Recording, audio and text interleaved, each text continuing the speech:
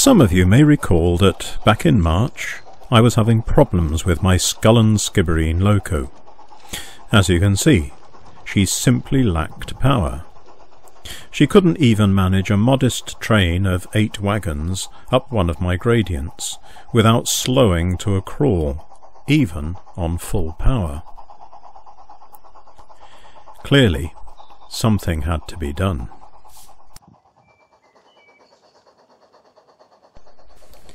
Three months later, and, as you can see, she's now a completely different loco in terms of performance. Same gradient, but this time she's hauling a train of 20 wagons, at less than half power. So, you may ask, what has brought about this transformation? And why has it taken so long? It all started in December 2020, when I managed to acquire a Bachmann Linn loco for a relatively inexpensive price. The first thing I did was to convert her to battery power. All my locos are battery powered and controlled by Deltang radio control equipment. At first, I put her somewhat erratic performance down to the weather. After all, it was freezing out there, and there was snow on the ground.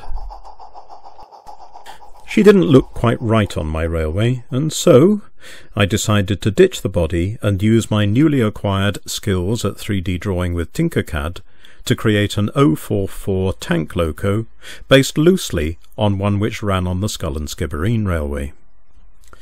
The parts were printed out, and the loco constructed, painted and detailed. Her first test run was satisfactory. Not the most responsive of locos, but she seemed okay. But this was only with a short test train on the level.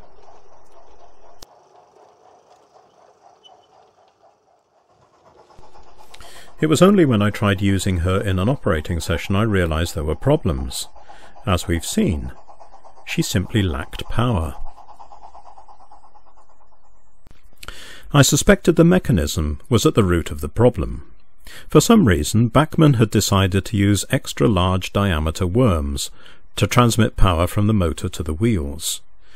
My suspicions were confirmed not only by fellow modellers and a mechanical engineer, but also when I acquired a more recently designed Linn mechanism which, as you can see, uses only one small diameter worm. At first, I tried using a smaller worm and worm wheel acquired over the internet, but the teeth on the worm wheel were too small to handle the loads placed on the loco. What I really needed was a worm which would mesh with the original Bachmann worm wheel. But where could I get hold of one? Bachmann has a spares department in America. I contacted them, but they would only sell me a complete motor block. With shipping, it would cost more than I paid originally for the loco.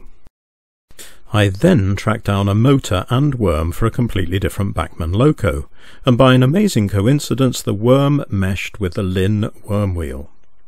However, the motor had only a single worm. This meant I would have to rely on the Linn's coupling rods to transfer power to the second axle. They're quite flimsy, and I felt they weren't really up to the job. I then had an inspiration. Lounging on the shelf for the past 8 years was a massive double-truck diesel loco which I had acquired thinking I might one day convert it into a West Clear Railway Walker diesel. I dismantled it, and, nestling in one of the motor bogies, was a can motor with 2 worms. But would they mesh with the Linn worm wheel?